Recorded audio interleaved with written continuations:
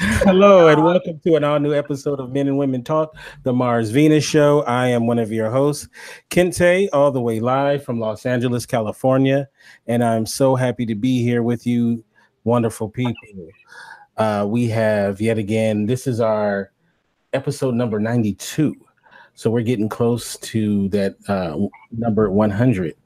So it's hard to believe after doing this show as long as we have that we're getting that close, but it's pretty cool.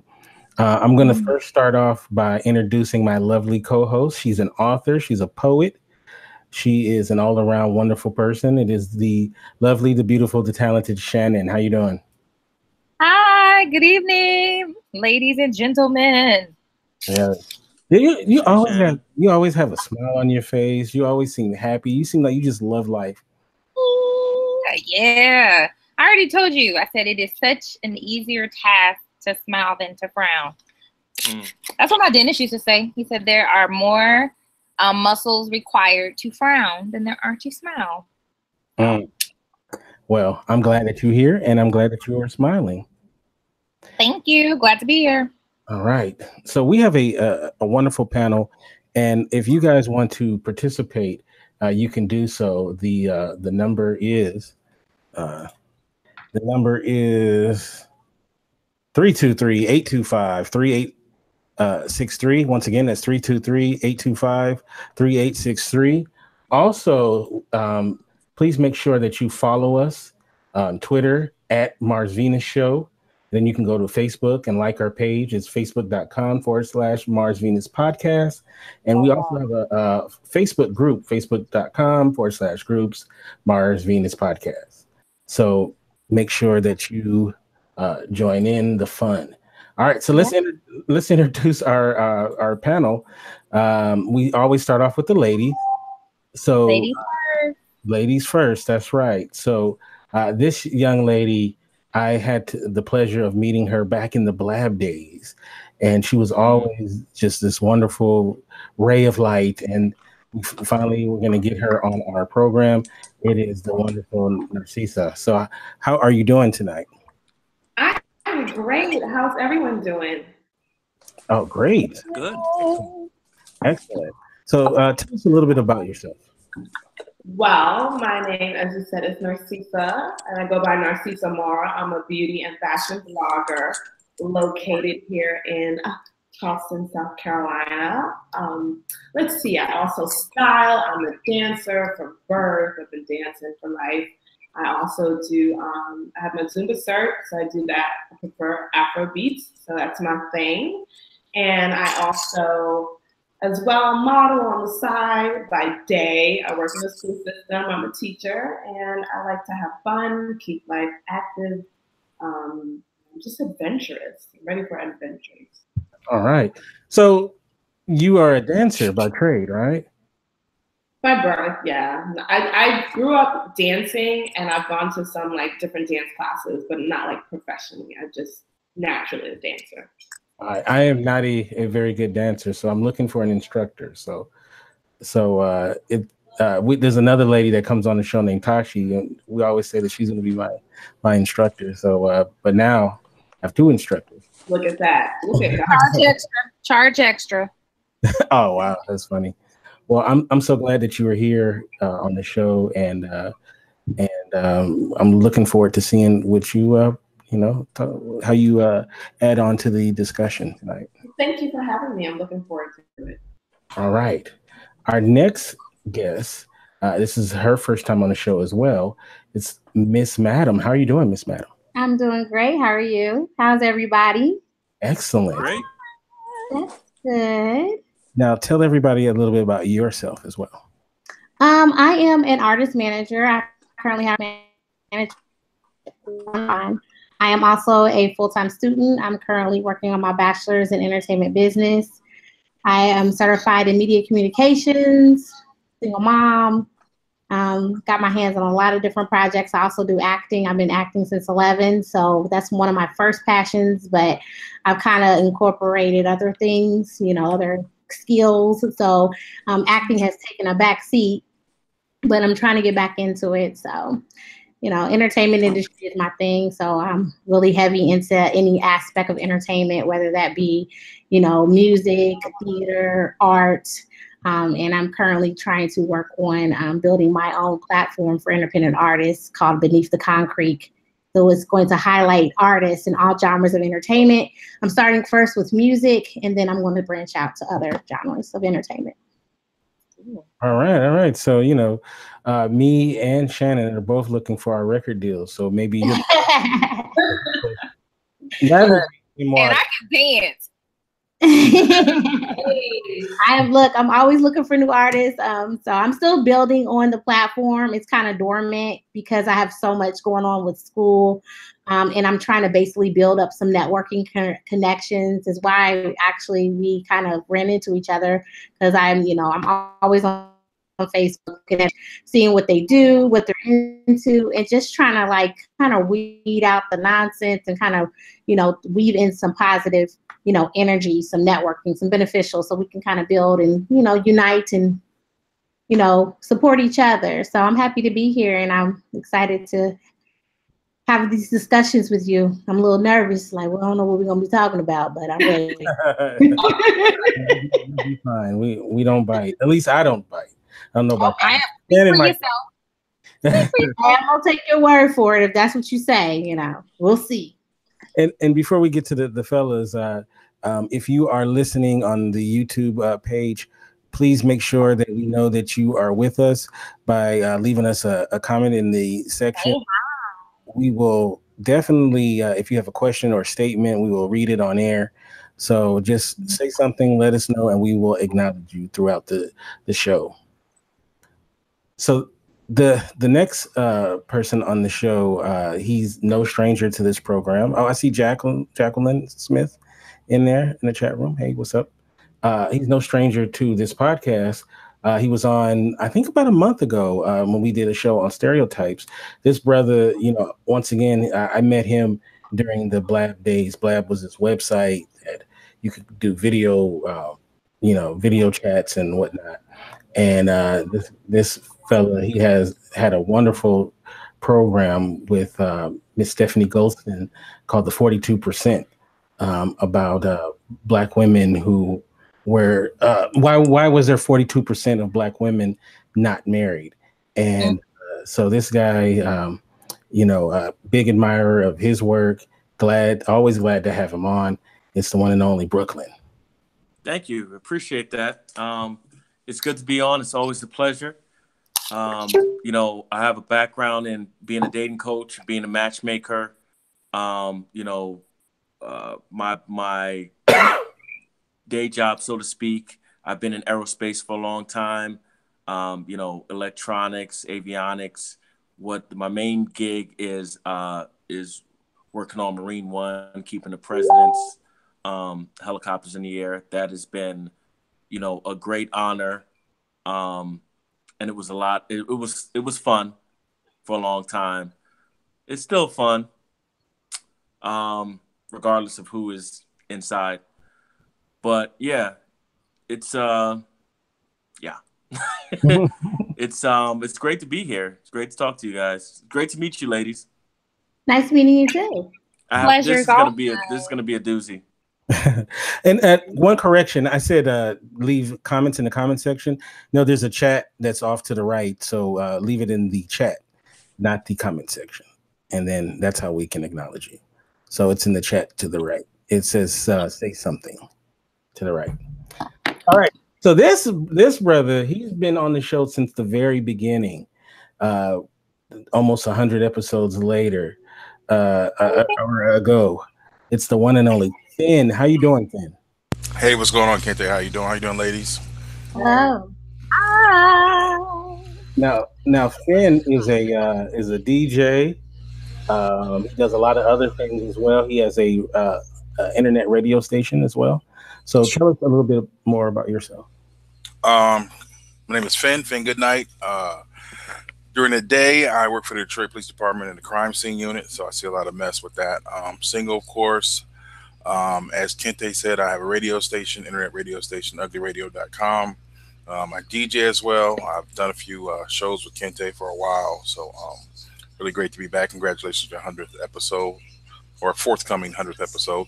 What's up to Olaf? I see him in the chat. What's going on? And other than that, I think my introduction is a lot shorter than the rest of you guys. So I do dance when I'm drinking, though. I can say that. Well, thank you so much. And then when we do that 100th episode, I'm gonna try to get everybody from the beginning as well as people who contributed overall. We're gonna have a big blowout for that one as well. So, but thank you so much for always participating, and I always love what you have to bring. Yeah, I really missed last week. A work came up last week, so I wasn't able to make it, obviously. Yeah, we missed you. Well, thank you. All right, and real quick, I want to give a shout out to Imani in the chat room. Hey, Imani. Yes, everybody knows I love Imani to death. She is a wonderful admin of one of my writing groups. Big shout out to her. She's a Urban Bush sister in the chat room. And then also Jen, who is my co-host on many shows. She's in Hawaii. Big shout out to her. And of course, Olaf, who was mentioned as well. So Olaf, I don't know. I think he's listening on the website, but let me give him a link so he could check out the video as well. All right. So let's get to our topic. Our topic tonight is single and looking. And so what we're going to be talking about essentially is when you are single and you have a desire to get into a relationship and also take that relationship to the quote unquote next level. And when I first put this out, I had a lot of discussion with people about the word single, which seems kind of funny that you would think that is something that is universal, but apparently to some people it is not. So I had to, anytime when I want to know what a word means, I go to that wonderful source that is always never wrong, the Urban Dictionary. And in the Urban Dictionary, the definition of single is when you are currently not in a relationship with a significant other. Now, I would agree with that definition. That seems pretty obvious. I haven't even had this discussion with her because I wanted to have this on there. But apparently, other people don't see single as not being in a relationship. Some people say single means I'm just not married. So you're single until you're married, right? Amen. So, Amen. So my question is, what is your definition of single before we get into it? Because I think it's interesting to hear what people say. So I'm gonna start off with you, Shannon, since you were chomping. Oh, I totally believe that you are single until you're married. Now, yeah, people can be in committed relationships, but they can also wake up one day and say, I don't want to be in this relationship anymore. So yeah, single until you're married. That's my answer. So you're saying that you have a wedding date of November 1st, and tonight. I do. You single. Tonight you're single. You're getting married on November 1st. Tonight you're single. What I you said. Picked out the cake. What's that? I said what I said. It will change just because you gave a scenario. Now you could be engaged, but you not married. But you have a commitment, though. I mean, if you establish a commitment. How many people keep that commitment? Okay, that's a whole different story. That's a whole other episode. That's cheating. That's episode 96. We don't get there. That's coming up in this episode, so that's not a whole different episode. Okay. I hear you. It just sounds.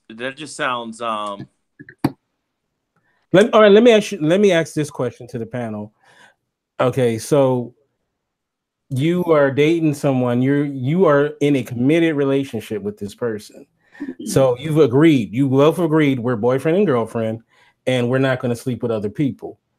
And then you hear that when your mate was asked by someone publicly, were they single, and they refer to themselves as not single, would you be offended by that? They refer to themselves as not single or single? I'm sorry, they refer to themselves as single. I'll let somebody else answer that. Nah, player. I mean, there's levels to this, okay? Thank you. There are levels to this. Okay, let me just say for myself, before I get crucified and nailed to the cross, that is not what Jesus died for. I gotta come save you because they trying to, come in on you, and I ain't about to let that happen. Not at all. No, just say I said what I said like you did 5 minutes ago. No, let me just say this. If I did say what I said, and I'm still gonna stick with that, but I usually don't share my personal status with anybody anyway. That's not for you. If it changes, it changes. So I'm gonna leave it at that. I'm gonna stick to it. This whole hour I said what I said. Oh, I'm committed to it. Okay, I hear you with that. But okay, me and you dating, and we established we're monogamous. Me, this is Finn. I'm saying if we're dating, we're establishing monogamous. Okay, I'm gonna tell everybody you my man. No worries. That's my point, though. But according to you, I'm not really though. I'm not. Somebody else finer comes along, or I mean, you don't know somebody with a better beard. That's not with the a better beard. There's somebody with a beard. Yes, Jesus, you know my story. She already noticed the beard. I said a better beard. Oh, well, I mean, let's see what you got. We might have to evaluate this thing. No, Brooklyn got me beat. I was going to turn my camera on. I saw Brooklyn. I'm done now. I mean, she saw Brooklyn. She was like, still want to look. Let me pin my hair up. Y'all got me hot in here. My glasses. Can I say something? Yeah, go ahead. Oh, yes, do. I feel like whatever you represent in your, this is my opinion, what you represent in your dating life, like the habits that you carry in your dating life, will also roll over into your married life. So this is like the first time in all the public world, like you, I was like, well, my status is on me post being married, because I was married. So I am a divorcee, whatever. So I think that what you display in your relationship, if you're saying, if the statement is I'm single, and you're in a committed relationship, then when you're married, that whole mindset of I'm single will still be there, because what changes from being single to married is only a paper, but what really continues is what you have in your heart. So that commitment that you have in your heart, to me, will hold stronger than, although people say it's just a paper, it's more than a paper, because I am a woman of faith. I believe it is a covenant, but there are some people who marry and don't believe the covenant, So, however, I feel like if I'm dating someone, I'm not single. That's just me. I'm in a committed relationship, because I want to respect that relationship just like as if I was married. And then what happens when y'all don't get married? Well, then we don't get married. I still leave that relationship with the fact that I know that I respected it, and I didn't, go out and not that I'm saying it's what you're saying would be a disrespect, but my mindset would be that, okay, it didn't work out, so be it. Just like with my marriage, it didn't work out, but at the end of the day, I know for a fact that I respected my marriage, and I did what I needed to do in that marriage to hold myself. I think it's shady though. If you're in a relationship and then someone asks you, "Hey, are you single?" and they go, "Yeah, I'm single," and if you said, "Okay," if you want to use the term single meaning I'm not married, then wouldn't you say, if you're not trying to be shady, I'm single but I am in a committed relationship? I like that. That's the term I use. There's nothing wrong with that. There's absolutely nothing wrong. And I wasn't saying it based on that, because your question, the original question was, what do you think single is? Right. Not what you say to people when they ask you. People, I must have that face, because people don't ask me a whole lot of questions. And there's levels. There's levels to this. Thank you very much. You single, and then you're single. So you got your single when you might be Joe, you might be dating Mark. You know what I'm saying? We got a lot of players on the panel. We got a lot of players. What? Oh, no. That's why this is called single and looking. Look, wait a minute though. Just because you dating Joe and you dating Mark don't mean you sleeping with him. You know what I'm saying? Dating is no one. But based on what Shannon said, she might have a dude in the room right now waiting on her. but she's still single. I'm just saying. Let me move back. Okay, this is okay. This is an example. If me and Brooklyn are messing around, like right, and we not in a relationship, but we messing around, like he's single, but he not single. You know what I'm saying? Like you single, but nigga, you ain't all the way single because you together, like kinda. Well, I think it's an agreement between the two parties. You know, you establish what you're doing. Are we dating? Are we committed or whatever? You know. Once I give you my vagina, we're together. What? Okay, fair enough. First of all, you single. You're single, yeah. You're single. You can talk to other women, yeah, of course, because we haven't had that commitment. Because see, to me, a man seeks a woman. You know what I'm saying? Women don't seek men. I don't come for you. You come for me. You know what I'm saying? If I give you my vagina, nigga, you mine. Well, you're not single, but you hold not on, I'm writing this down. Look, I need to take notes too. That means that if I give you my vagina, you have a commitment to my vagina. Your penis and my vagina are committed together. Carved her vagina off her body and gave it to you. Take notes. You know what I'm saying? Nothing wrong with sensible vagina. So there's levels to this. There's levels to this. You feel what I'm saying? You just can't, be chilling with me and then going over Alice's house and chilling with Alice and putting your penis in Alice too. No. You know what I'm saying? But it still has to be a discussion though.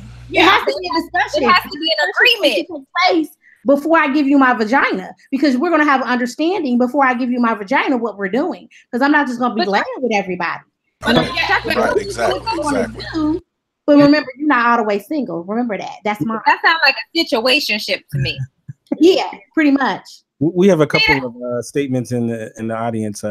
Imani says, my mindset is to walk away from those tricky situations. How long should people give folk to work it out? And also Jen says, I think she says no one night stands. So I guess she's talking about the whole, you gave your vagina. Once I give you my vagina, that. We're together because I'm going to tell you why. Thank you. Because women are not set up for the friends with benefits. We're not set up like that. What you mean? We're not set up like that. We're not set up like that. We're Speak not. for yourself. No, I believe it because we catch feelings because we're emotional creatures. Us women. We are. We are. Period. We were built like that. That's our nature. We're emotional. Yeah, we can sleep with a guy continuously for quite some time and not be in our feelings, but eventually we're going to be in our feelings. That's when it gets complicated. But some of y'all have half a Y chromosome, so that takes away from it. I think that society has so much said that women have so much of the emotion that we underplay that the fact that men have emotions too. And so just as us, we think that going around and sleeping in these relationships is just a fly by night, but men get attached as well. Men catch feelings, men do all these things. And I think they do too. Men do, but men are not as emotional as we are. Them sleeping with multiple women is not the same as us sleeping with multiple men. Like the mental concept is not the same. There's a balance between that. There are some men that are, and there are some men that aren't, and there are some women that are, and there are some women that aren't. But I want to honor the question that was asked because Imani asked the question. She asked, "How do you avoid situations like that?" Is that what she asked? She says that she. Oh yes. Yeah, so how long should people give folk to work it out? I guess that means decide. I think it's an individual answer. I think, and this is kind of like we're going, I don't know if we're going backwards, but we're going in a kind of a path from our last segment about courting. I think that's individual. I think every person who gets with someone else or who introduces himself to someone else, they need to have conversations of what they're both looking for. Find out if they're looking for the same things. And some people have fantasy vision and they see something and hear something different than what the person said. So sometimes you can't help those people. So I'm not even going to speak to them because I'm not one of them. But be real about what you want and understand that if that person doesn't show you what you're looking for, you got to let it go. Like, move on. You do not have to hold on to somebody just for the sake of having somebody. Like, you be your best self and present that, and then let somebody come along presenting their best self, and y'all work that thing out, or walk away and say, I'm so glad we could be friends, in spite of the fact that it didn't work. I think only you will know when you're ready to end it or when you're ready to move on from a situation. Absolutely. No one can tell you. Yeah, your friends can't help you with that one. No. Yeah. For sure. They can't. What's the guess? But they can't give you wise advice and they can't give you wise counsel, but it's up for you to begin to take that wise counsel and either proceed or continue to be in that relationship that you want. And that's why I say that, you know, you got to be careful, we as women. I mean, even myself, I'm an emotional person. You know what I'm saying? I don't get myself involved with a man too heavily unless I know what we doing before I lay down with you, because I know how I am. Once I give you my vagina, you're mine. Like, we're together. Like, We're gonna be talking about this all night. We are together. Like, so, I mean, you know, you need to think about that before you put your penis in there, because it's powerful, first of all. You know what I'm saying? You're gonna love it. I know I'm gonna love it. I'm not mad at that. I'm not mad at that. It's just that. I mean, you know, it's just that. So it's dangerous. Like, and I don't play no games. But other than that, you know, you just gotta be careful. You can't put yourself out there. You're opening yourself up to a man. You're opening up yourself. People forget that sex is more than, or being in a sexual relationship is more than the actual act. It is a soul tie. Absolutely. It's a soul tie. Let me ask Brooklyn this question. So, Please. okay, if we use this idea of, okay, you're single until you're married. So should that mean that if you're in a relationship, now I know that's not your take.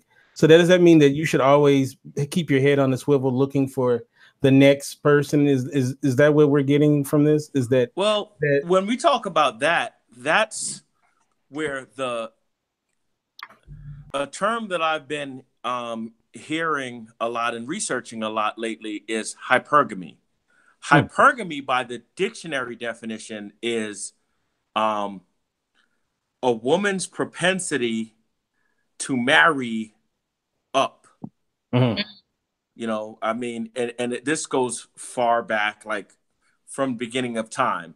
Yep. A woman wants to marry a guy who is above her current social station. You know, like she's from a family of millionaires. She wants to marry a billionaire, right? Yeah. She is the pretty young secretary in an episode of Mad Men. She wants to marry one of the partners, you know. She wants to marry Don Draper or something. So that's the way it's always been.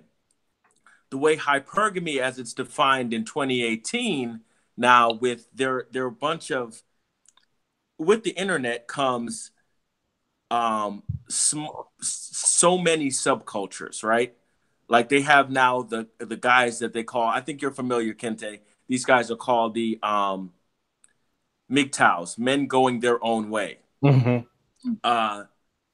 You know, I'm not down with those guys because those guys believe that they should not talk to women anymore. They're taking themselves out of the dating pool and, you know, in a lot of ways out of the gene pool and out of everything else, because they feel like women are duplicitous. Here's the thing. I think that and hypergamy for these guys is the fact that they think that a woman will always try to upgrade constantly, no matter what. Even in a happy marriage, there's, you know, if there's an opportunity to get a richer or a better looking or a taller guy, they feel like women are going to jump to that.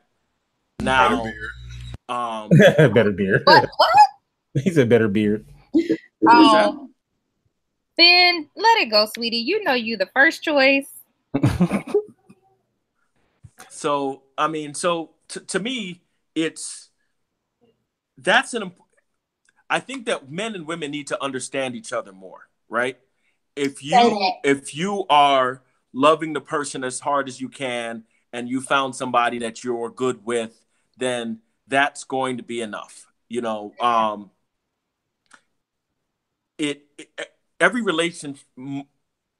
many relationships don't work out. You know, people get married, they get divorced.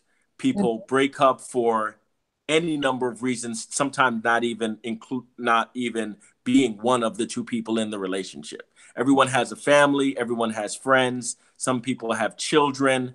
Like, a lot of stuff breaks up relationships. Yeah. And I personally don't think there's anything wrong with hypergamy, the original hypergamy, where you're like, I want to put myself in a better situation. It's 2018 and women are still not getting paid what men get paid.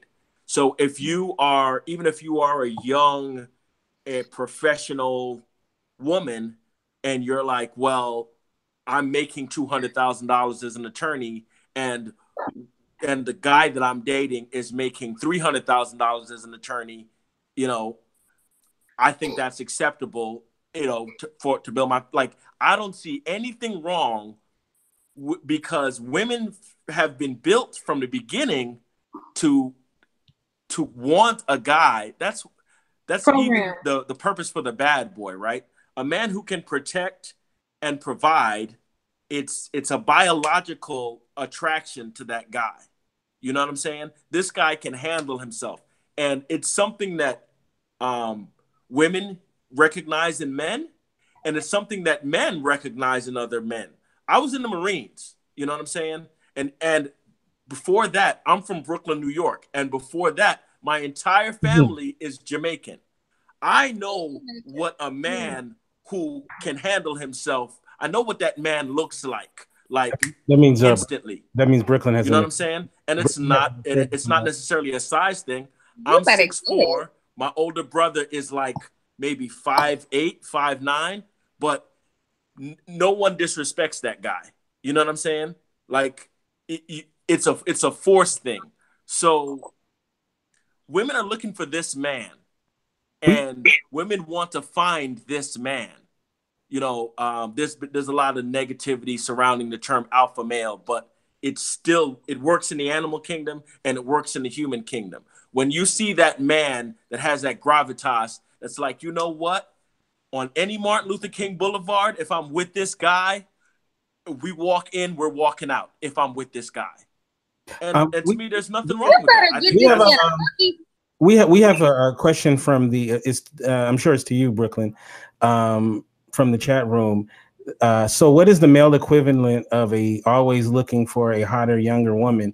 A man is only as faithful as his options. Using the Chris Rock quote. I mean, look, I had a girlfriend and she was super hot, and she said to me one day, and I wasn't even asking her about it, I don't know why she said it to me. She looked me in the eye and she was like, listen, bad bitches turn 18 every day. There's always going to be some hotter, younger girl. So I'm going to be the best for you, regardless of what other hot women are out there. And for the time we were together, that was absolutely true. So you can't spend your whole life worrying about the other 7 billion people on the planet. Well, you got to do the thing within your sphere. If somebody wants to leave you, they're going to leave you because it's Tuesday. You know what I'm saying? You can't worry about other people every day like that. That's relevant. It's Sunday. I'm taking my cookie back. let me ask Narcissa this question. Yeah. So going back to the idea of single and looking, a lot of people are single, perpetually single, have a hard time getting in relationships or finding somebody.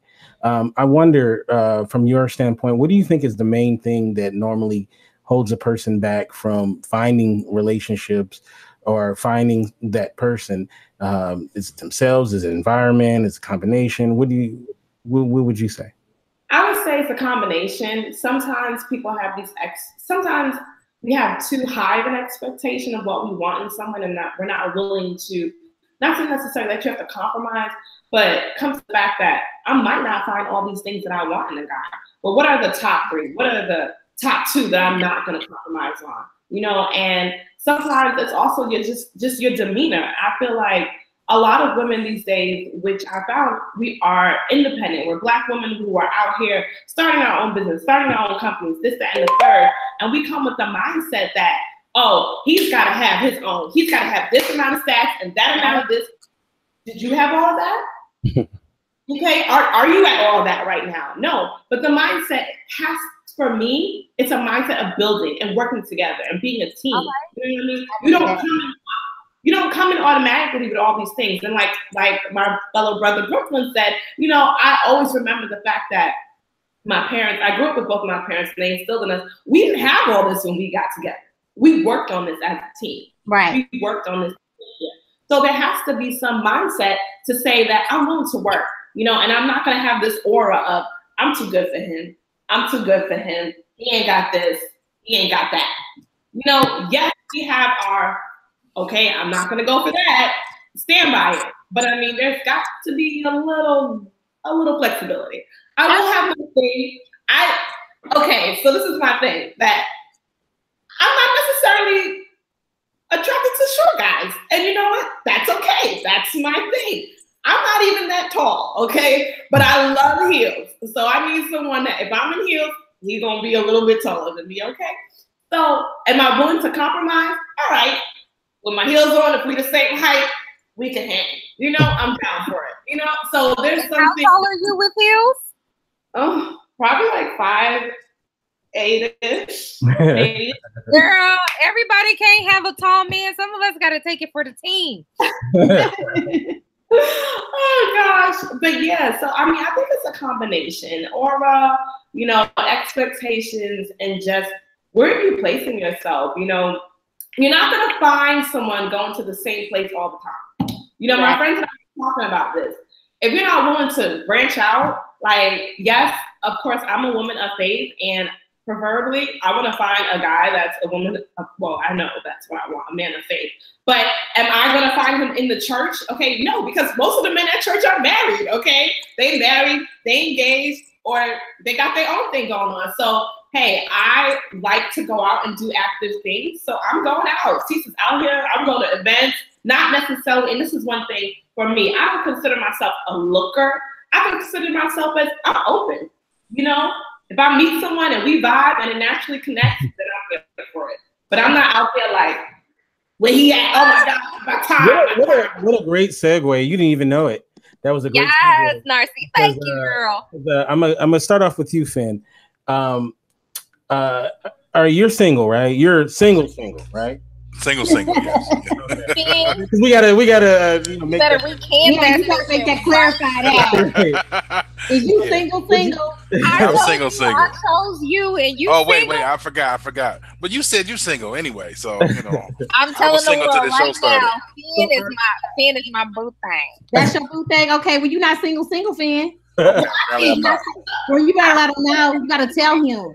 He's single at home right now, but he ain't gonna be single. Yeah, he ain't single. Right. The Finn, where you at? I can't see your face, Finn. Look, I'm about to start rolling my neck. So the question I'm going to ask you is: do you actively look for a woman? Like, do you go on dating websites? Do you ask friends to hook you up? Do you do whatever, or do you just let it come to you? If a relationship happens, you meet somebody at the grocery store, at the Piggly Wiggly, or wherever you might go. Piggly Wiggly. Yeah, not the Piggly Wiggly. Who you asking that, Kente? Finn, do you actively look for a girlfriend? Like, whatever way that you might do that. I'm listening. I think Finn evaporated into the cyber world somewhere. Because he's thinking about this answer. He's trying to transition over to single. No. My mic was off actually. No, I said I'm more on the active approach. I'm kind of like, if I see someone out and they catch my eye and I get any type of vibe, so to speak, then I might approach them, whatever. But I don't do the hookups or the dating websites. Had too much bad experience with the hookups, especially. So yeah, I think I'm more on the active side, if I'm single. Now, if I'm dating someone or in some type of commitment or whatever, or something where I'm trying to see where that goes, and I would tend to shy away from that and stick more to, focusing on what I got in front of me. Look, how old are you, Finn? I'm 45. Yes, praise Jesus. And where are you located?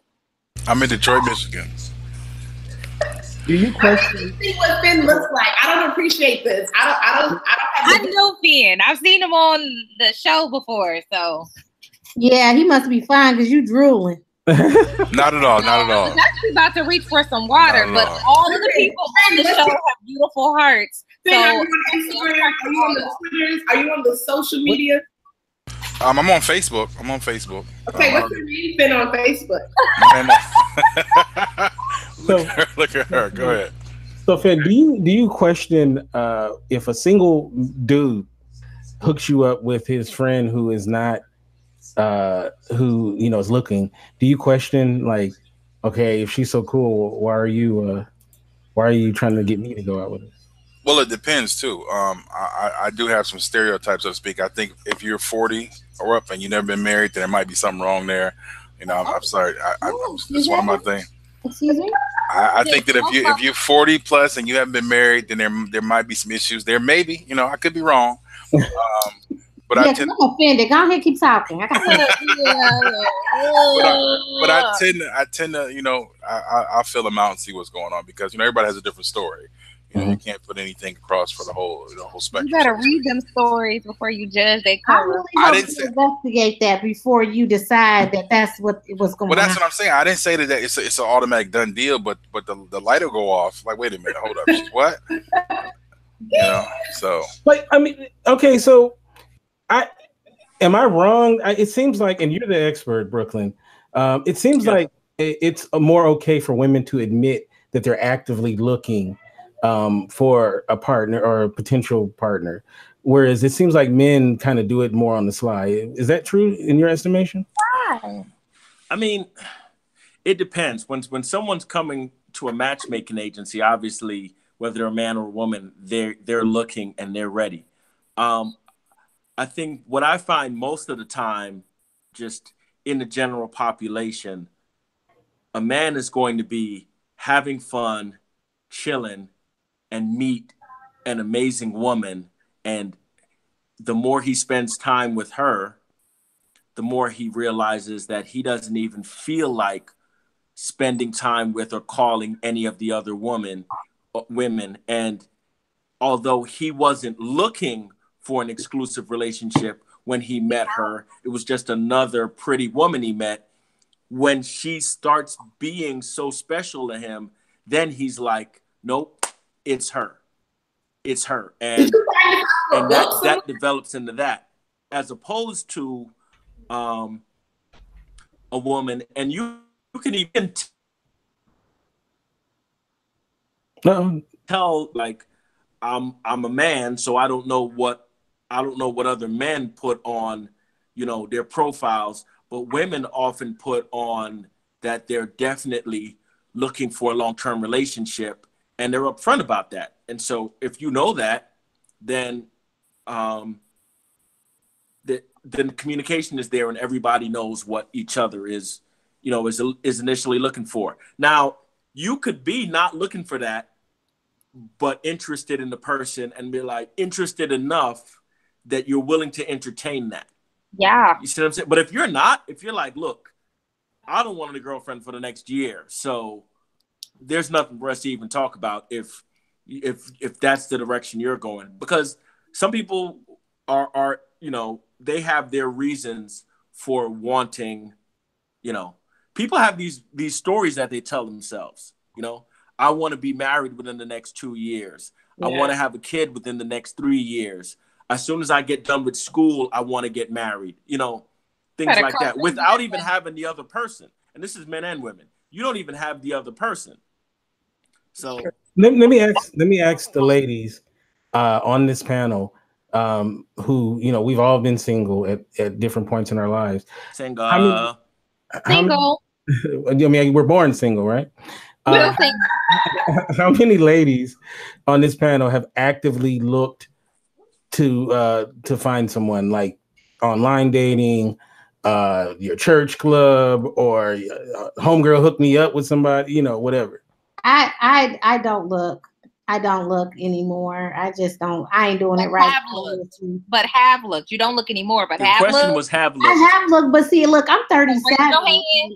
Raise your hand. Go. Have looked. But there's certain brackets in my lifetime that don't count. Like my 20s, that's but this question that was wasn't about the question, Mim. You're fired. Go sit down. That was not the question. He said have looked, and I was honest enough to raise both my hands. I mean, I have looked. Yeah, I've been on the dating sites, and it's depressing. Yeah.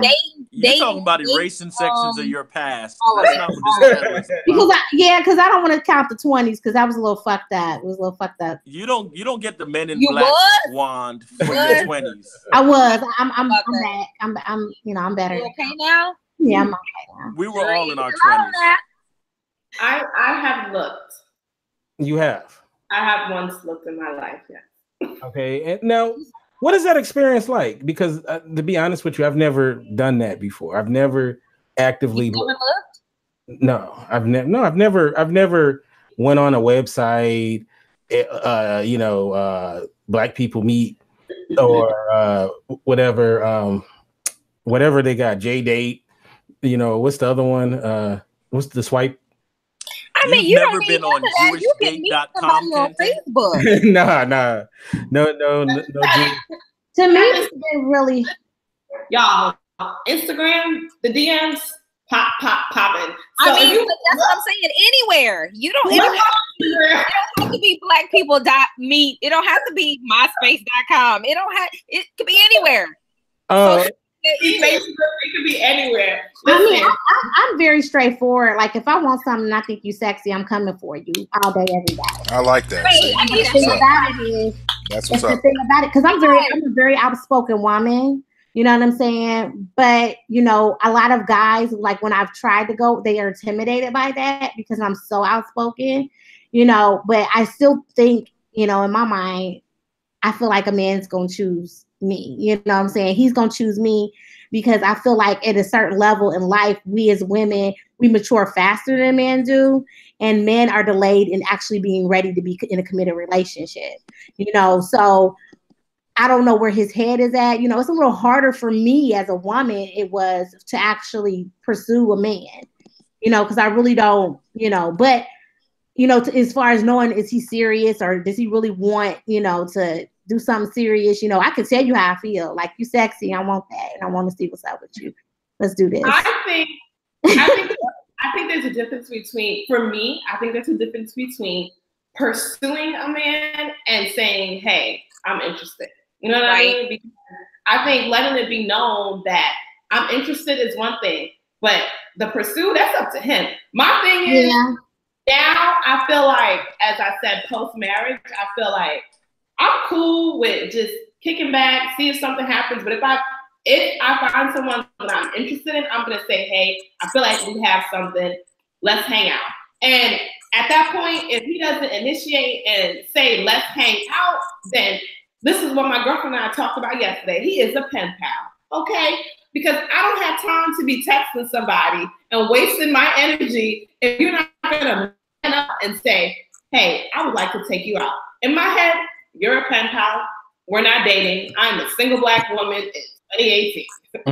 I mean, but I mean, I feel where you're coming from. You're right. A man does choose. He makes that. He does pursue. But I feel like it's a balance. Like, it goes both ways. I'll take a man out on a date. I don't mind taking a man out. Well, yeah, I would do that post. I think I'm still a little old school traditional because my parents come from little West Indians, got that in me.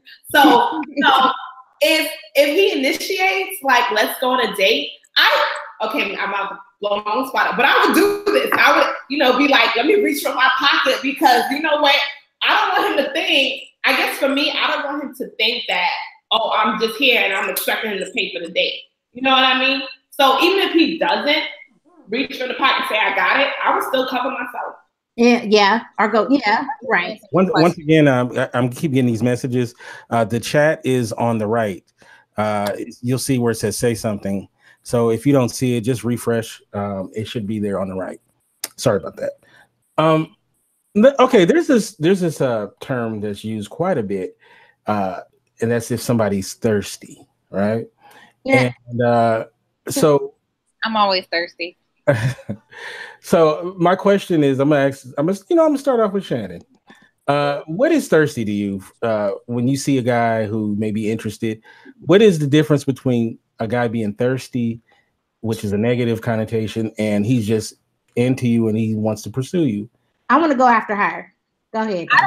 I don't really follow that norm, that conversation of someone being thirsty. I think it's overused.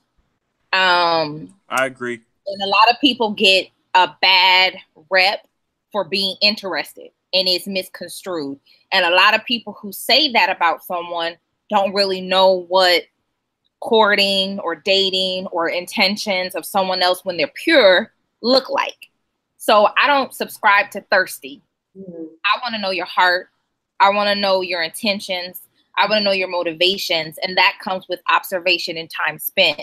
So for me, I'm going to pay attention to who you are, how you behave, how you hang around your friends, what you do around people you love that are women, your time management skills, things like that, of that nature. Your interest in me is going to be more than words. It's going to have action. It's going to have fruit. It's going to have weight to it.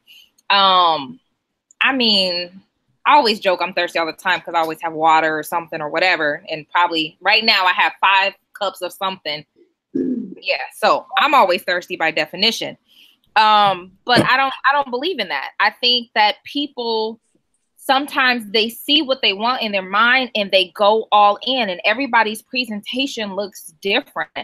That doesn't make someone bad because that's their presentation. Some people, that's just how they present.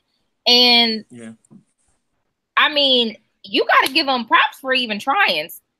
Being vulnerable enough to understand that you might get rejected, that's some serious stuff. And yeah, we have to stop shaming people for that. Exactly. You're shaming people because they tried to get with someone that they liked. Man, listen. You can't do that. I love a woman totally that'll approach me. I love a woman. That's all. You get extra points for that. I'll be a Detroit fan. Don't worry. Yeah, about that was great. That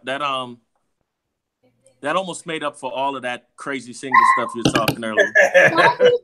Brooke, look, I'm gonna just let it go. We'll talk offline, people, because y'all just dogging us today. I think the term thirsty has really been exercised with the younger generation, and that's their lack of knowing what it means for a man to pursue a woman.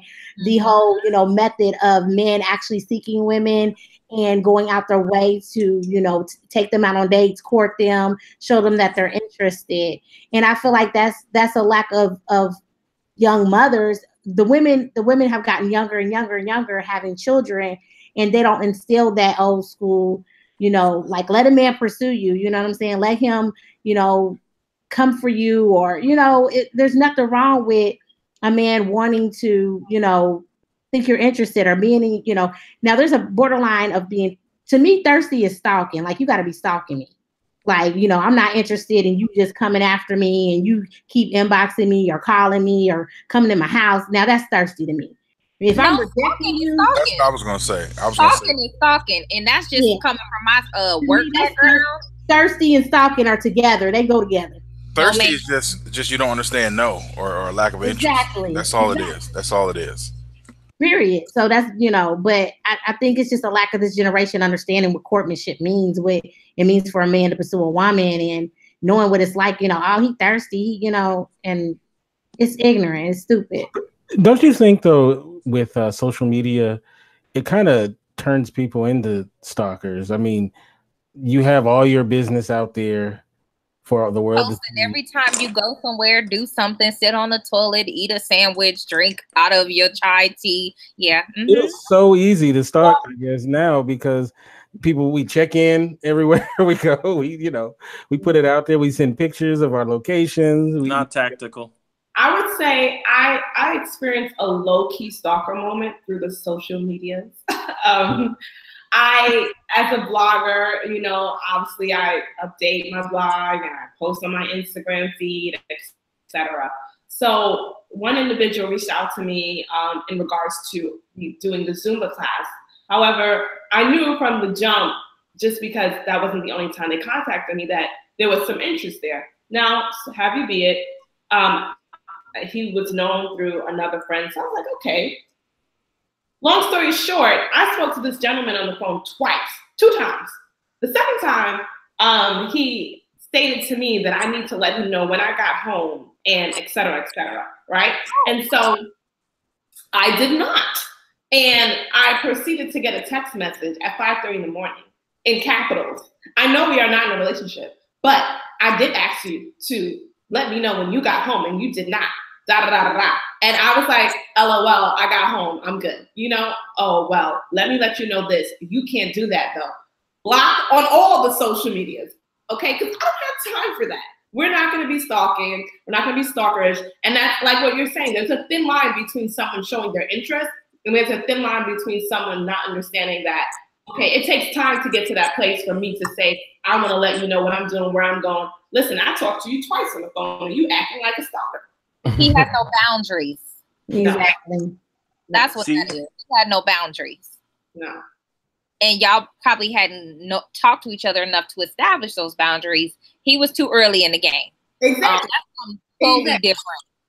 I wouldn't necessarily consider that stalkers, but you putting ownership on something that is not yours. Yeah. So you're behind. Stalker, thirsty, that's what it looks like to me. So, I mean, at the end of the day, that's... Go ahead. Wow. What you saying, Brooklyn? I want to hear what you got to say. I was going to say you, that Brooklyn. that's not even thirsty, because thirsty is, are we going to go on a date? Can we go when I'm going to see you, when I'm going to see you, when I'm going to see you? That's a next level. That is like someone who you are not in a relationship with demanding that. Because even if you could literally be in a long-term relationship and you don't live together, and you fall asleep or whatever, or you came back home tired and you didn't text a person, and they should be, you're an adult.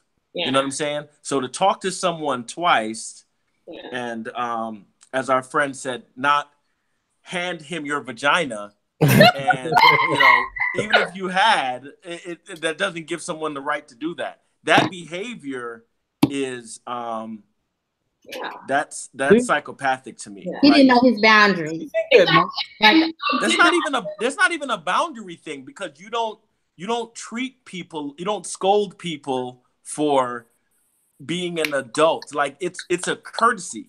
If you are with someone, or even if you're friends, you want to know that your homegirl got home from the party after you dropped her off or whatever, and you're like, hey, you didn't even text me to let me know you got home okay. But this is not that. Like, I don't even know you. But the way she's saying that he said it like, listen, I'm gonna hurt you. Like you know better. He did some Ike Turner type shit. And Brooklyn is absolutely right. He's psychotic. But it started with his boundaries. His boundaries were off. Like he tried to put LoJack on your vagina. That's what it was. He sure wasn't getting it, even if he tried. Okay. Do you think that most stalkers actually know they're stalkers? Like, do crazy people know they're crazy, or is it that's just who they are and they must think it's normal, right? Some of them do. Some of them do, because you got to look at narcissistic people. Yeah. That's it right there. They're like, of course I should act this way. This is normal behavior. No, it's a controlling thing. He thought he was going to control, because it probably worked out at some time in the past. He said something like that, and the woman said, okay, I'm sorry, I'll make sure to do it next time. And then she did it. So that behavior is reinforced at some point. Yeah. I mean, and I think that, correct me if I'm wrong, I think that narcissist people don't initially start off like that, because a narcissist, they come off condescending, they come off like, very low key, like, I'm not trying to control you, but in the low key, they really are. And so a narcissist, I wouldn't consider that narcissist. I would consider that someone who say your name, Tremaine, is that said it right? Yeah. Miss Madam. Miss Madam. It doesn't matter. Like said, it's not knowing your boundaries, and it's going over, it's going over those things. And I just think that people need to understand healthy boundaries, and also understand where you are in this relationship, or where aren't you? Like, are you in this place to have that ability to say, hey, let me know when you got home? Do we have that? No, you don't have nothing. You're not even established anything yet. But being a victim of domestic violence and being with men that are controlling, and I've I have experienced this with men is when they're really like that, they do things to test you. So that's a test. Like Brooklyn said, he was trying to see what he can do with you. So he was trying to see how obedient you were. So he was testing limits. Yeah. So if you did call him and contact him, okay, she did what I told her to do. Let me see what else I can do. And eventually that would have been a pattern. If you would have allowed it to happen, it would have been a pattern of him getting more and more aggressive with you and trying to control you. And then he would have tried to see, some of them are a lot stronger than others. Some of them are a lot smoother. You got your brothers that'll do everything that you want, and then they boom, all of a sudden they slam you up against the wall somewhere, or telling you what you can and cannot do. So, and in all fairness, that goes both ways because men do get abused too. Men do get, I hear about men getting abused. I've heard of men being in domestic violence relationships, but they don't speak out as much. So I manage domestic violence shelter, and they don't because they get shunned. They don't because people question their masculinity. And there's from women. Are these guys getting abused from women? Both.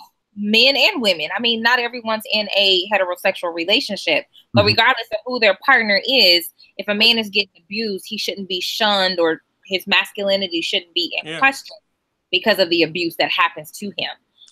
When I was in the Marines, I had friends who were getting beat up by their wives, and the women were so small that, other men would literally laugh if he tried to tell. But I saw it with my own eyes. Like, he gets out the car and, and he's walking to his house and she runs out the house. His boys are outside. We're outside. She runs out the house and this little woman jumps in the air and jumped on his neck and started beating on him. And we're like, it's a shocking thing to see, but it does. But it's like, if you ever seen like a little dog and a much bigger dog, but the little dog is just super duper aggressive, and the big dog might be a Great Dane or something. He's like, what are you doing? But he's like, if I eat this dog, I'm gonna be in trouble. You know what I'm saying? I mean, listen, it does happen. For some people, that's foreplay though. So.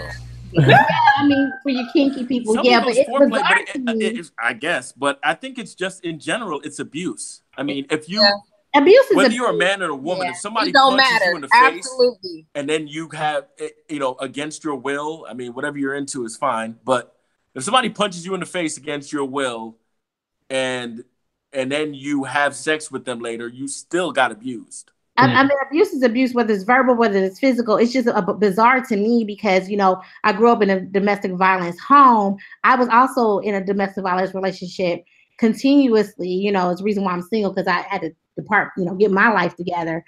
But it's bizarre to me to know that men actually have suffered this. So it's like, I would never laugh at that because I know how it made me feel. I would want to know more about, like, how does that affect the man, because I know what it does to a woman. Even just on experience, like, so for a man, it's like, wow, to be, of a victim of domestic violence and be beat up, and been in fear, you know what I'm saying? Yeah. Somebody was overpowering over me. Can we make this a topic for future conversation? I know, because we're rolling off a subject. I'm sorry, I just kind of caught. No, and I want to honor that because we need to talk about it, just because it's not something that we talk enough about. And I support the underdog working in the field. I'm always there for the men. They get the raw. They get jacked up. I mean, not just from the people they're with in relationship. Let's say that they're coming into a shelter. Think about all the women that look at them that are also survivors. Well, why is he here? What is he here for? So our society is not set up to care about that. And now he's getting it in the shelter, and I have to come full circle and be like, you're not the only person here that's a survivor. Like, it's not gender specific. And make sure you add me to that, because I can say so much. I mean, being a victim, I can say so much about that, because I mean, that right there, I can tell you from the aspect of a woman who's been beaten, and watch my mother be beaten, and in the history of generations of beating, why women would look at it that way. I mean, but there's also women that come into the shelter who have been beaten by other women. So it's not we live in a culture, this is 2018, where domestic abuse, in the face of domestic abuse, although predominantly women are survivors, it has evolved. And so when people say women and children, I'm like, no, correction. Men, women, and children. You have to honor every person that is affected by this plight, whether they are victims of child abuse or in a intimate partner domestic violence relationship. Yeah. We're going to talk about this later. Yeah. I want to ask Finn a question. And then I want the rest of the panel to answer this. You're a single guy. We've established that. What are some deal breakers for you when you meet a girl that would just automatically, if this is something in their character or about them, you automatically write them off? For me, I don't like begging. If we're dating and you're asking me to pay phone bills or help out, I have no problem being a man helping my woman, but we on a second date and you telling me, yeah, my phone about to get cut off. Well, I guess I won't be seeing you no more. Hello. Not being clean. I don't know if that counts. I'm very meticulous. So yeah, if you junky or nasty, then that's definitely a deal breaker. I'm taking notes, Finn. Keep talking. I don't like really. I hate to use this term. I hate to use it, but it's the only thing I can think of. Ratchet. I don't like the whole scene spectacle. If we're in a restaurant and something doesn't go your way, don't make a scene. I'm not for all that. I'll leave you. I'll tell them I'm going to the bathroom and I'm out. I can't. You got an Uber home, girl. Yeah, I don't do all that. I feel you on that, Finn, because I never, even like when I started dating, I had friends that were like actually into how much money he got, what he got. Like, right. I've never been a woman into that. Like, I always like to have my own. I don't want you doing nothing for me. You know what I'm saying? I'm very, very independent, and I think that's why I intimidate a lot of men. That's why I'm single, because a lot of guys, they get it. I don't be on that. I don't be on what you can do for me or what you got. Wait, are you single, or are you single? No, the last thing is don't start talking about other dudes. It's okay, casual conversation. Sometimes past relationships will come into a conversation, but I don't want to be your sounding board for what your last ex did to you. That automatic tells me, yeah, friend zone, and I'll be as who was that that said pen pal? I'll be a pen pal. Narcissa? Yeah, we now pen pals because I don't want to sit up here about all the things your ex did to you. So that's what I mean. People in the chat room put in your deal breakers as well, and we'll read them on air. All right, so then I'm going to go to Miss Madam. What's some of your deal breakers? Some of my deal breakers, a man who just doesn't want you don't have no goals. You don't want nothing. You don't want to do nothing. You want to work.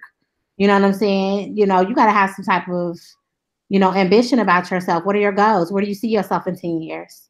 You know what I'm saying? Because if I'm dating you, I'm looking at long term. You know what I'm saying? I'm too old to be dating just to be dating. You know what I'm saying? I mean, I did that in my 20s. So if I put you in my universe, you got to be of some type of positive energy. You got to be doing something. Is universe a euphemism for vagina? I'm just trying to make notes.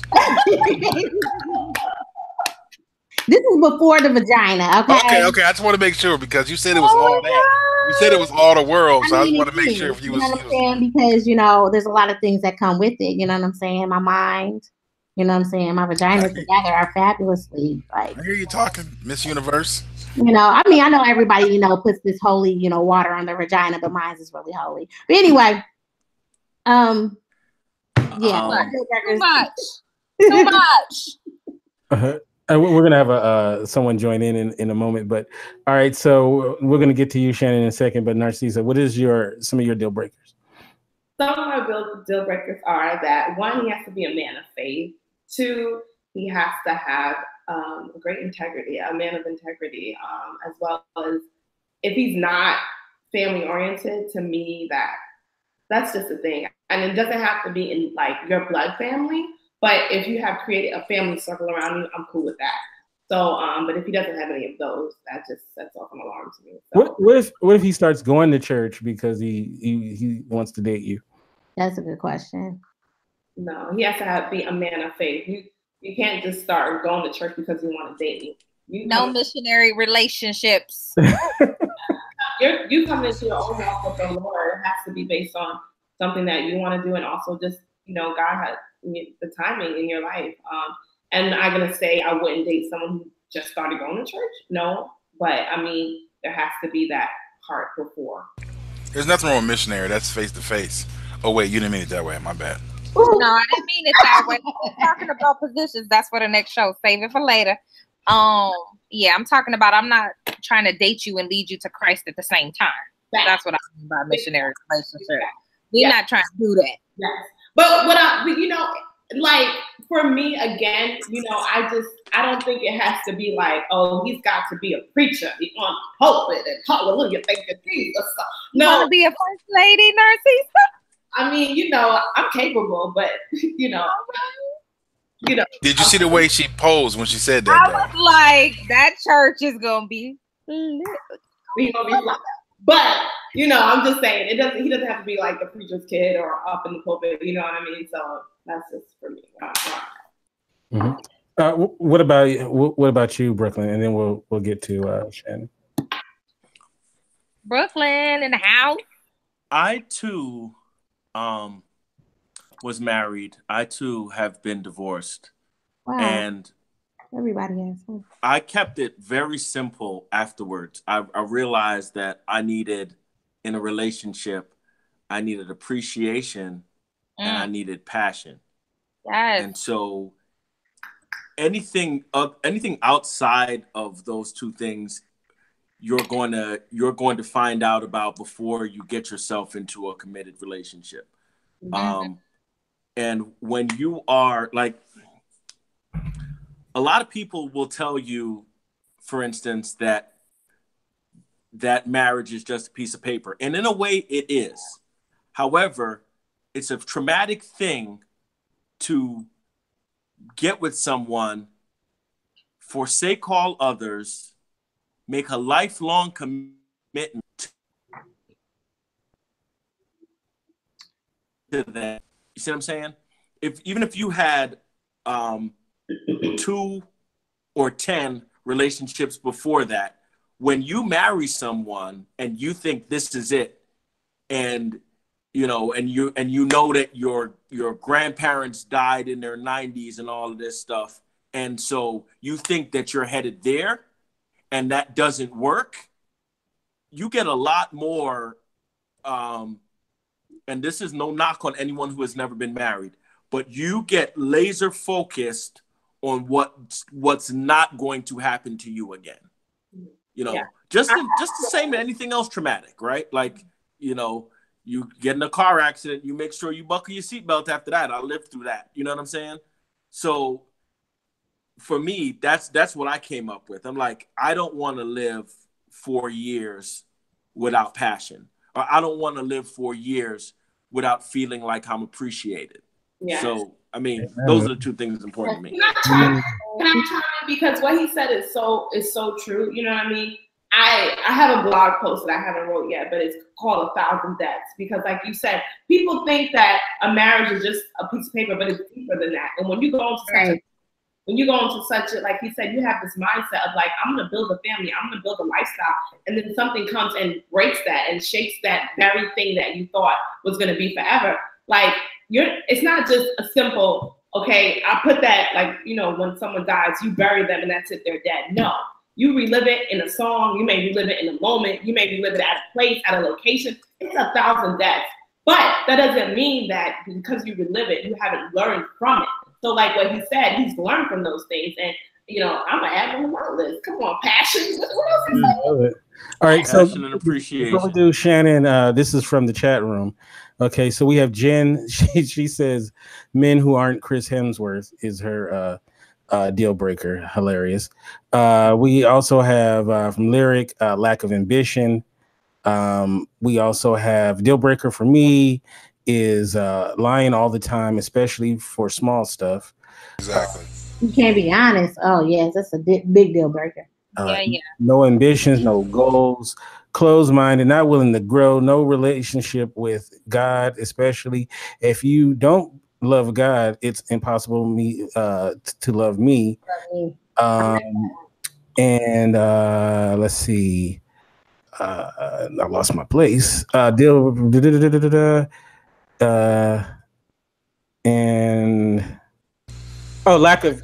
we keep getting this lack of ambition, unavailability, narcissism, and abusiveness as well. So a lot of lack of ambition. That's a big one. Not having ambition. What about you, Shannon? What's your deal breakers? All right, I'm gonna get my top 5. I'm gonna go with I definitely am looking for someone who has a relationship with Jesus Christ. I am going to agree with Brooklyn. Passion is important to me. Passion and purpose, especially. I'm here for someone who's authentic and vulnerable and is an effective communicator. And I must say, no drugs. No, not even weed. I didn't say medicinal stuff. I just said no drugs. No drugs. Medicinal funk is fine. But no drugs. No drugs. I don't need you to be smoking, shooting, injecting, talking about we going on a date tonight. Nah, we ain't going nowhere. We about to check you in a rehab. All right. And we have a caller in. This brother's been a frequent contributor to the show.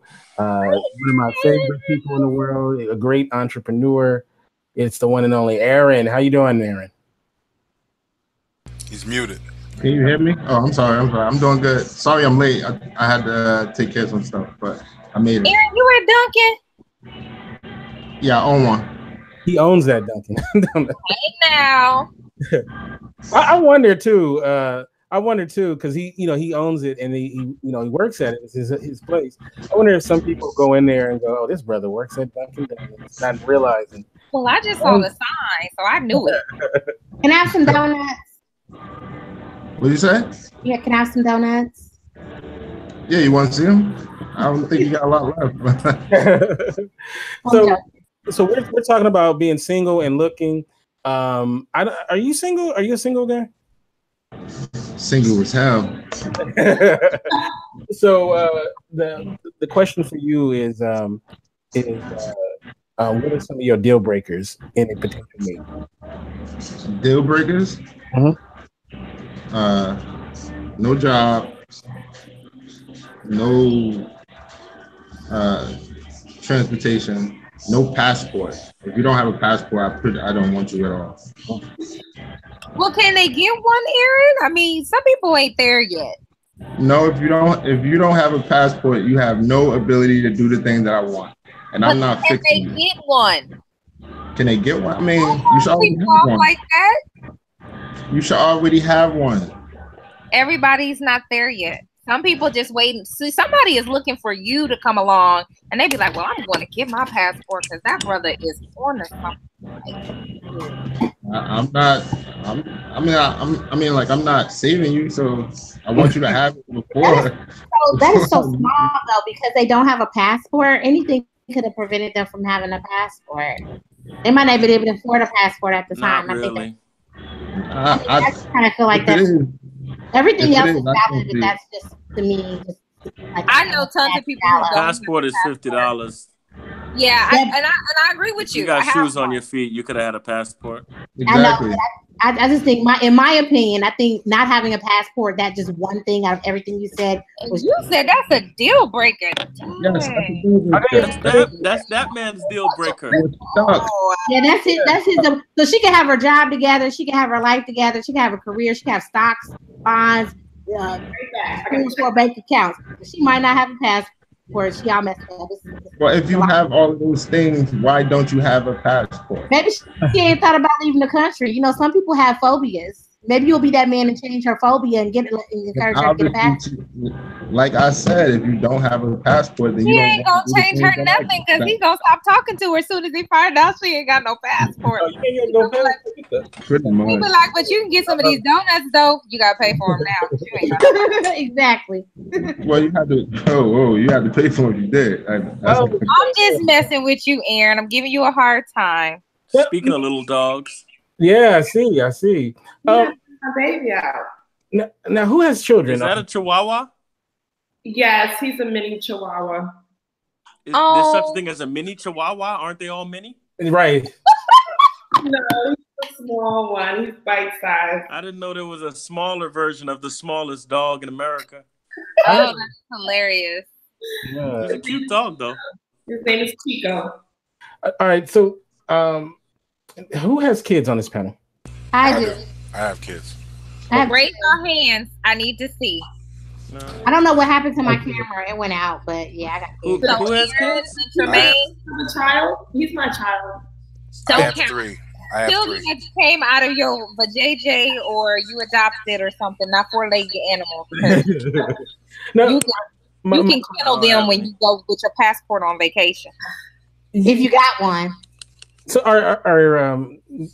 so the people who have children, are you looking for someone who has kids as well, or does it matter, or would you prefer someone not to have children? Or I prefer somebody who has children, and I'm gonna tell you why. Mhm. Most men that don't have children are very selfish with their time. Most men. They don't like the fact that they have to divide their time between you. You have to divide your time between you and your children. They don't understand the concept of being a single parent.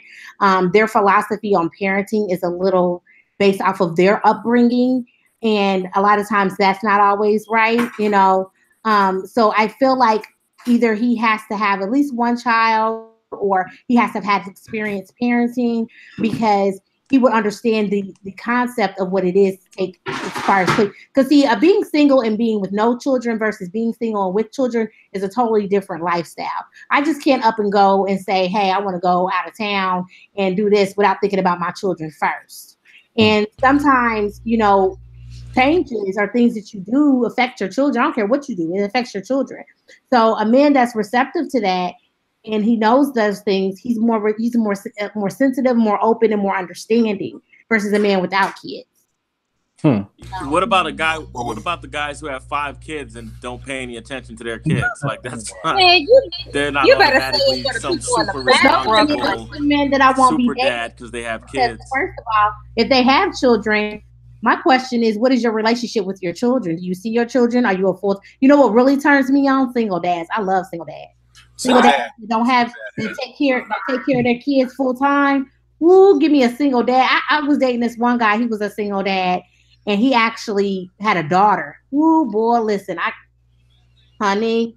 I'm a zombie. Well, on that note, I'm a single father. I have three children, a daughter and 2 sons. For me, it's actually whether she wants children or not, because again, I'm 45. My youngest is 15. So in 3 years, I'm out of there. So I'm looking, you know, if she wants children, that might be a deal breaker, just because I don't know if I want to start over. Team no children. You're not just team no children. You taking notes, man. I got you. 4-legged children. Your team don't want children as well, right? See, that'll work. That'll work. A couple of things when it comes to children. Now, I love kids. My background is juvenile detention. I spend countless years working in the nursery, clutching people's babies up against my bosom. But no, I don't want any. I like to walk around the house without a bra and other things. So yeah, no, thank you. I'm gonna still shoot the club up, though. So here's my thing. I said I'm gonna still shoot the club up. No, I don't have children, but I think in this day and age, being 36 and look, you know, in this dating era, you're not gonna find many men who don't have children, and I think that's just something that comes with being older. And I love children, so I'm here for the kids. And that's different. I mean, you have to consider, but everybody has their thing. Yeah. Some people don't want to enter a relationship with someone who has kids, and that's someone's preference. I mean, it's not right. Yeah. No. For you, I get you, but there's a lot of people like that were like, "Oh, I ain't gonna talk to him because he has kids," or "I'm not gonna talk to him because he doesn't have." And it's like at the end of the day, we sometimes limit ourselves by saying that, because, and we said this on the last show, what you're looking for. You know, you're passing up a good guy or a good girl because you don't like the package they come in. And then sometimes you got to be audacious enough to unwrap that package, because it's probably essentially dope, but you got this preference. Right. I mean, I will date a man that doesn't have children. I prefer a man that has children. But and there's nothing wrong with that. But I'm saying there are a lot of women and men who are single because they pass up other things that are inherently good because that's not my preference. That's not my your preference is gonna be your ass is gonna be single, okay? Like passports. Like passports, exactly. The last what it is. I'm just picking with you. That's what I'm just picking. I'm here for. Yeah, I'm mad at it, but okay. So the last thing I want to get into before we say goodbye is how much does the family and friends of a potential person that you might hook up with matter to you? What I mean by that is, do you guys look at who does he or she hang out with, what kind of people they are? Is mama is kind of acting is kind of weird, daddy's whatever. Like, does that matter to you, or do you solely focus on that person and not really put a lot of emphasis on their circle? No, that's important. Their circle is important. Their family is important, and also, it matters in different ways because how close are they to their family? A prime example is when I was with my daughter's father. He was very close to his family, and I don't have a very big family. I've been on my own since I was 17 years old. So like I've been basically neglected. So I've been around just myself. And so when I got in a relationship with him, he was really close to his family. His family was over my house every day. She had about 4 or 5 kids. They used to be over my house. I loved him and I loved our relationship, but I just could not sustain the bond that he had with his family because his family was always in our space. And, some families are really close like that. They could be over each other's house every day, walking in and out their house, laying around, they eat together. So you got to understand exactly what type of family background he has, because that also reflects on what type of relationship you're going to have with that man, what type of family background he has. So that's extremely important.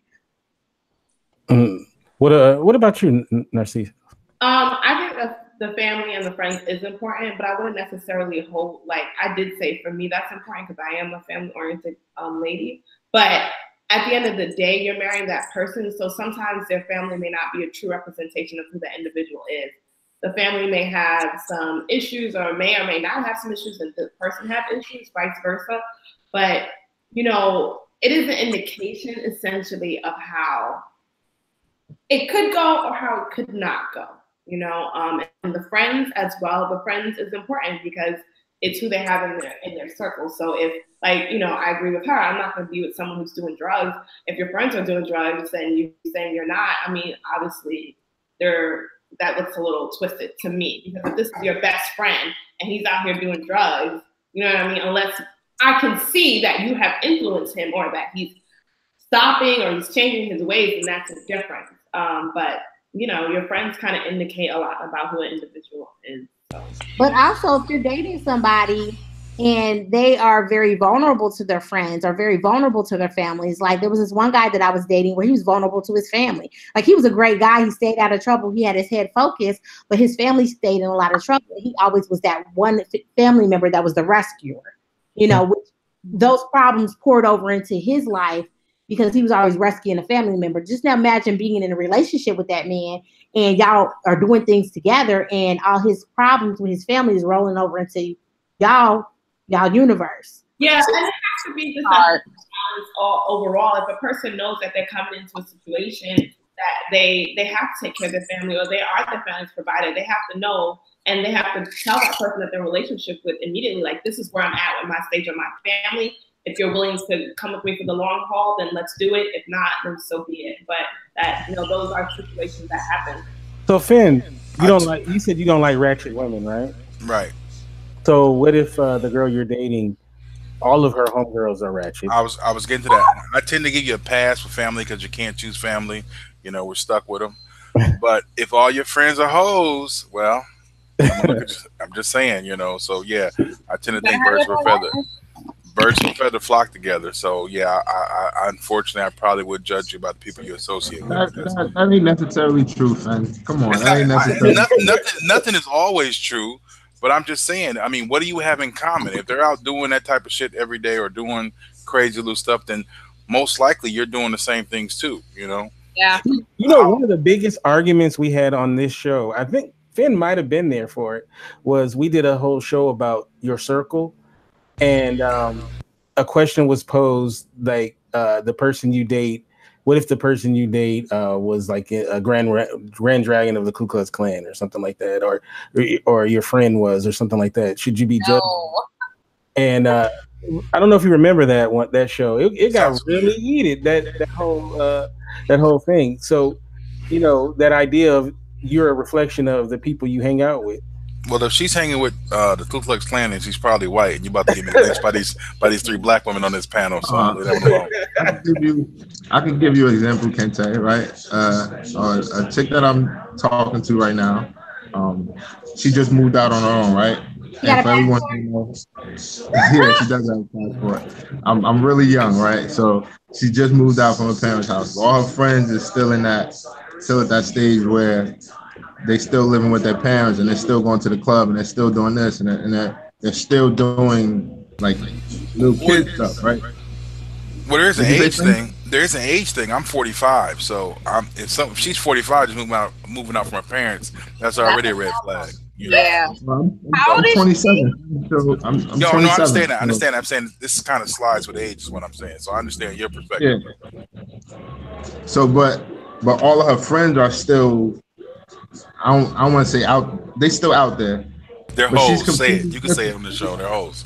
I don't want to be disrespectful, but they could be classified as that. But she's completely different from that. But literally, I know stories and seeing things with the whole entire group. It's like 4 of them. The whole entire group. Am I wrong would I be wrong if I judged her and said, "Well, you're just like everyone else"? Well, no, but like I said, I think it's an age thing. At that age, you're still finding yourself, and you know what I mean. So it's a different thing. We had someone say their 20s was wild, so that's a little different. Like I said again, I think it just slides because I'm 45, so I tend to think that at that age you've already established who you are. So Brooklyn, a guy comes to you and I really like this girl. Her name is Betty. She seems to be awesome, but I'm a little worried. Because all of Betty's homegirls are, Betty sound like a cougar. That's an old woman name. That's what I was like. First of all, why her name Betty? That's a real old name. Okay, so she might be named after her aunt. Felicia. There you go, Felicia. He lost his train of thought. Bye, Felicia. Bye, Felicia. So Brooklyn, he's coming to you because you're an expert. He's like, I think she's cool. She seems like there's I don't see any red flags with her, but all her homegirls though got all kind of red flags. What would you tell this guy? I mean, we're all judged by the company we keep. Mm-hmm. Yeah. I mean, there are.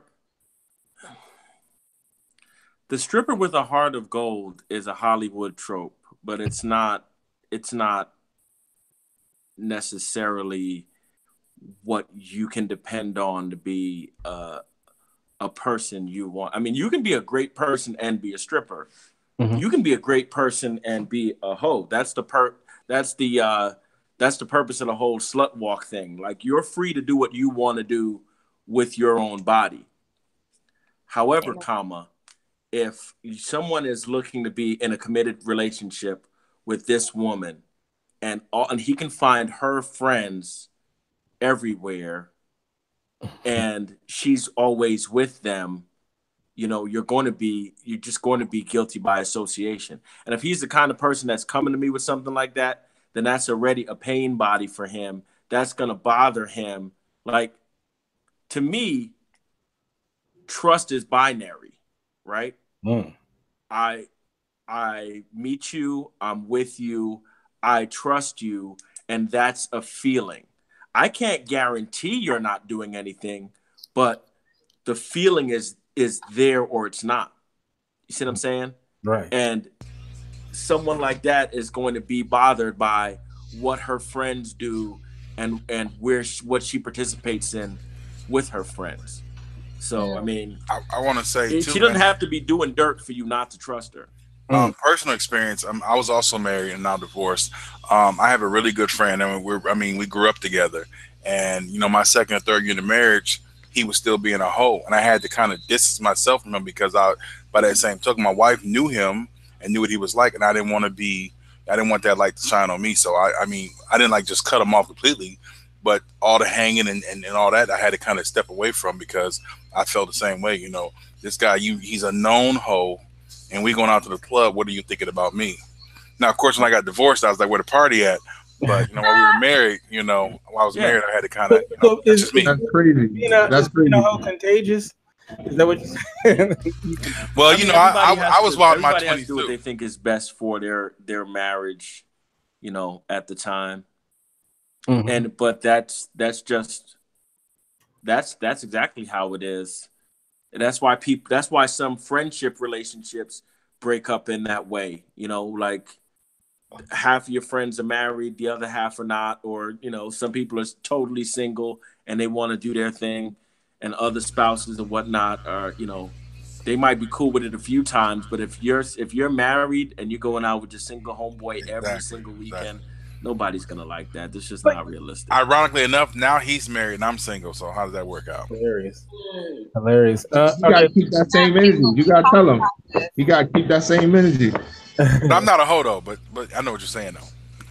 All right, so the last thing I wanted to get in before we say goodbye, and I'm gonna put this to my lovely co-host Shannon, is you ever heard this thing about, and I've experienced this, you probably experienced this as well, is that when you are in a relationship, right? Let's say you've been single for a while, but now you're in a relationship, it just seems like you become more popular with the opposite sex. And, no, it's a fact. Right. It's a fact. It's like the pheromones kick in. But it's always about what you want, what you can't have. Somebody else has them, and now you want them. I think women are attracted to dudes because then they like, oh, he must have something going on. Nah, because I don't want you if you got a woman. I don't want you if you're married. Well, sometimes too, you know, again, sometimes men tend to step the game up more if they got someone. You know, they tend to do more things. You know, people are more attractive. Well, it's a biological thing. You know, Miss Madam, I hear what you're saying, but it's literally a biological thing that, you know, it's a value thing, right? As a man, and this is you get in trouble when you tell people what they do. Mm-hmm. But I'm going to tell people what they do. As a man, I see a woman. I knew my question. I knew it. I heard this story once about a guy who bought a wedding ring and would go places and lie about the wife and the kids that he doesn't have, and he would this is the way he got out of important dates like Valentine's Day and stuff, because he would lie and say he had to be with the wife and kids on those days. And I always thought that was just such a crazy story. But you started to say something, Shannon. No, I was just saying Shannon, and Shannon answered the question you asked me. So, next question. Oh, no, that was it. Okay. What I'm saying is that when, you know, men are attracted to a woman, we look and she looks like a woman we like, and we like that, right? But men have to meet a much higher standard. I'm looking at Narcissa and she looks good to me, and that's it. Did I pronounce your name correctly? Yes, Narcissa. Okay. And she looks good to me, and that's it. But women are not like that. We have to have, there's the perception of value, and there's a bunch, the list is always long as hell, right? There's a bunch of criteria we have to meet. Now, yeah, you can look at The Rock or Omari or something and be like, that's a good looking dude. But there's a criteria, when you're talking about a dude you want to deal with, there's a list of things that you have to meet. And the way you find out if that list is checked off is a lot of it is social proof, right? Because even men and women, you ever see somebody look great to you and they open their mouth and either their accent or the squeaky voice or something, and you're like, oh, you better that's not what I thought it was going to be. You know what I'm saying? So it's more of, there are just more things. And when you see a man, when you see that another person he doesn't have to be married because women don't always want to deal with a married dude. But amen. when you see that somebody notices the value in someone, it's social proof. It is already proven that this person is of value. I mean, that's the whole thing behind celebrities in America. I see what you're saying. It's like the value in someone that's wanted or valued for something that they're doing or saying. It's like confirmation that that person is, oh, that person is this. Oh, okay. So it's like going to the store and you see in the testers of cologne and you spray it to confirm that, oh, this does smell good on me. So I see what you're saying. Right. You want the cologne.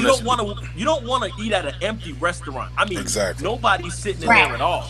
You're like, what's wrong with this place? That's dope. I like that. And you absolutely right. You gotta take a chance because there have been let's talk about music. There have been artists that, you know, you the first person that thought of them and like, oh, I heard this song is dope. And people are like, well, who's that? And then they blow up and get hot. And you're like, where you been at?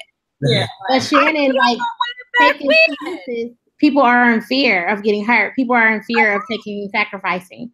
So they don't take chances because they're in fear. So like what Brooklyn said, the confirmation of knowing that that person is worthy of meeting those requirements that they're seeking, you know, but actually I don't agree with going after anybody that got somebody because I don't want you.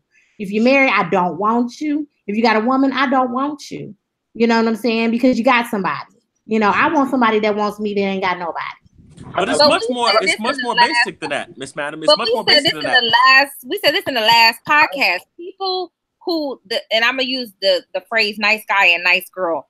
The nice guys who say they're looking for X, Y, and Z, and the nice girls who are saying we're not meeting each other. Because it's not happening. I don't know about y'all, and we had this conversation on our podcast. The guys were like, "Well, where y'all at?" I think we are meeting each other, but I think our shallowness is what blinds us from meeting each other. I've been here for almost 2 years, and it's just probably where I live. But no, I'm not meeting them. Sorry. Brooklyn, like Brooklyn said, the list is a wedge. It's not even about the list. It's not even, for me, like I said, for me, it's about the opening conversation. Let's have a conversation. Can you stimulate my mind? I don't care what's in your bank account at the moment. I don't care what your job is at the moment. I want to get to know who you are. What are your vulnerabilities? What makes you tick? What are you passionate about?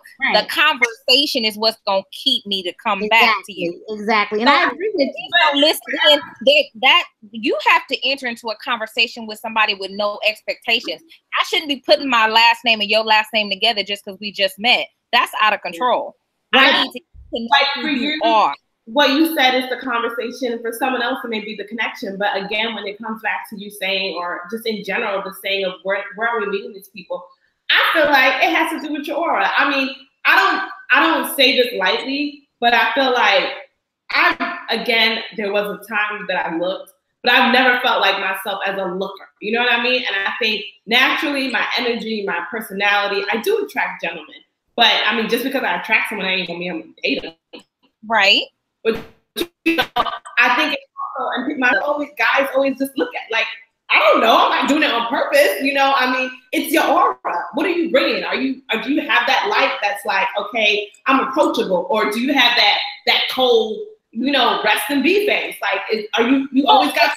But what you're attracted to and what you attract may be two totally different things. Exactly. I mean, my job, and I get the guys that be like, psst, psst, psst, and I'm like, you only needed to do that once, bro. Yeah. I heard you the first time. But you know what? Can I say? I guess it's because I live here now in Charleston. In Brooklyn, New York, that's the thing. Up north, dudes down here, they don't do that. Like, but I only need you to do that once. I turned and smiled at you the first time. Yeah, you over there like northern state. But again, my whole point is just like your aura. Like, what is your aura? Like, absolutely. I mean, I get what you're saying, though, Shannon. You got to feed my intellect in order for me to be intrigued by you. Absolutely. For me, that is the connection. The conversation becomes the connection. Like, but how you know this guy that was saying piss, whatever he's saying, like 4 times? How you know that pissy nigga is not? I've never met anyone who could not make that noise. I was trying to hold it in. That's the first time ever. Can I just put out there that I've been drinking tequila the entire hour? I mean, this episode is brought to you by tequila. What did you I'm not gonna do you, boo. On that note, I want to thank this panel. You guys are awesome. You guys were really good. And I want to once again thank the audience. Just before a programming note, I'll do it before we say goodbye to everybody individually. Next week, we'll be back with an all-new episode. And this one, we're going to do our moral dilemma show, where we'll have a bunch of moral dilemmas. I thought it was alternative sex lifestyles. No, actually, that one I have. That one is a couple of episodes later. But no, it's actually our moral dilemmas show. We're gonna do that one next week, and so I haven't had it fully booked. So we are looking for men and women to participate in that conversation. It should be a good one. Also. Like I said, we're getting up to our 100th episode, so we're really excited about that. So we're gonna do something real special for that. All right, so let's start off. We start off with the ladies. I'm gonna start off with you, Miss Madam. Once again, tell us how we can get you in social media, and tell us if you have websites or anything we need to be on the lookout concerning you. Instagram, Miss Madam Main, Twitter, Miss Madam Main. So Miss Madam Main for all platforms. You can find me. I'm always on Facebook. Occasionally you might see me on there, spitting some little, quotes here and there. But yeah, just inbox me, Facebook, Twitter, Instagram, mainly Facebook, you know what I'm saying? And you're a writer as well, right? You write for a magazine? I do. I would write for Joe Magazine. I actually haven't been with them as much because I wear many hats. Like I do a lot of different stuff. So so I do a little journalism too. So all right. Well, thank you so much for coming on. Thank you for having me. It was nice meeting everybody. All right. So Narcissa, how can we get you in social media? Tell us about your blog as well as what should we be on the lookout for you? You can be on the lookout for me upcoming next, doing more speaking events and getting ready to write my book, as well as you can find me at www.narcissa, Narcissa, Maura, Maura.com. That's my blog address. And then I'm on Instagram, Narcissa M08, and I'm on Facebook, YouTube, I'm on all the medias as Narcissa Maura. Just blogging, continuing to build my brand, and just speaking as much as I can, just sharing my light dances. One of those multi-talented people, but mainly focusing on building my blog and my brand. And getting more men to go back to church. Nothing wrong with that. I don't know about that, but if they, you got to get a passport first. You got to get a passport. Don't come for me. Hard knocks, Lord. Brooklyn, how can we get you in social media? What can we be on the lookout for? And do you have anything special that you want to promote? Talking to me? Yeah, Brooklyn. Talking to you, Beard Gang. You can find me on Facebook at Brooklyn Taylor. You can find me on Instagram at King__Brooklyn. And you can find me on Twitter at Brooklyn PCB. All right, Brooklyn. I'm in the middle of working on my book, so I should be done. Procrastinators Unite tomorrow, but I should be done by the end of the year. I love it on Wednesdays, Brooklyn. I will okay, Brooklyn. We're gonna telepathically touch hands. You're gonna do it, okay? I will be one of the first people to buy one of your books. So me too. Appreciate the love, family. Anyone who has a book, I will buy a copy at least. All right. So let me know if you have a book.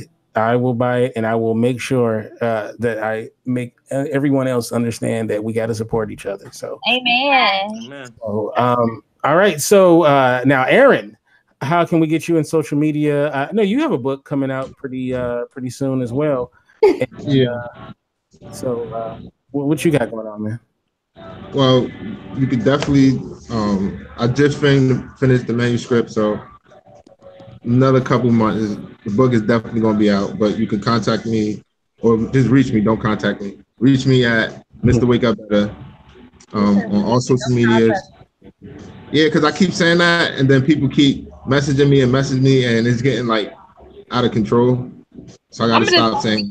I'm gonna come to your Dunkin'. It ain't little. Sorry, we're about 5,500 square feet. It ain't little.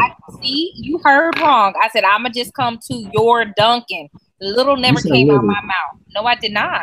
Don't put words in my mouth, sweetheart. You said little, but I'm sorry. All right, but you can reach me and address.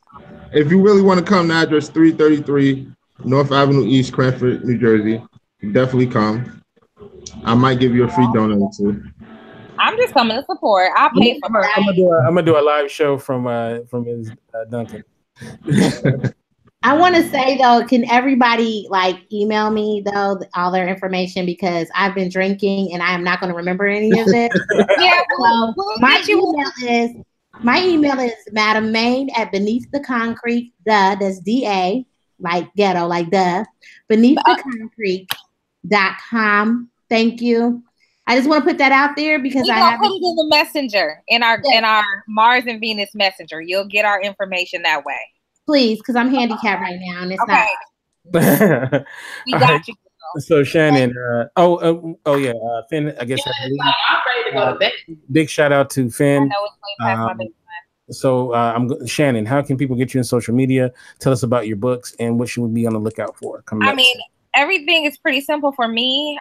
Shannon Ford, like the president, -Jefferson, like the president. I am the only Shannon Ford Jefferson in the world, so you will not have a problem finding me. Yep. And books, Amazon.com. I currently have 5 poetry books out. Girl. Do it. Danny. You have 5 books of poetry out? Yeah. Yes, sir. Amazing. Will the 6th book be about the real definition of being single? No, the 6th book is my favorite. Dismantling Daddy Dysfunctions and All the Men I Loved After Him. You need to write a book about how to get a passport, because you sound like you got it together. You know what? I'm not ever leaving that alone, Aaron. Never. I can tell. Oh, you don't, because I'm not either. I'm not leaving it alone either. Never leaving it alone, okay?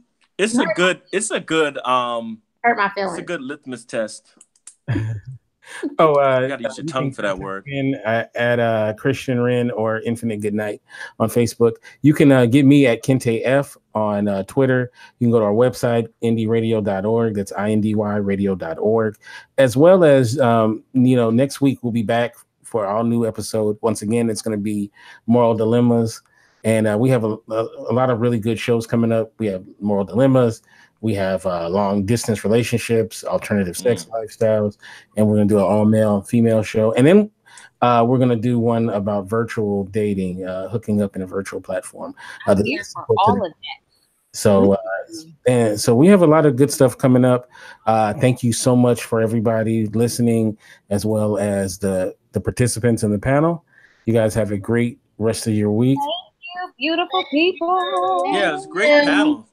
I love everybody. You guys Thanks for having us. Now. In Brooklyn, we gotta link up, man. We like 30 minutes away from each other. Oh, he's in DC. Oh, you're in DC? Well, it's like an hour and 20 minutes. We definitely gotta link up. Yeah, no doubt. Yeah, Beard Gang, we gotta link up.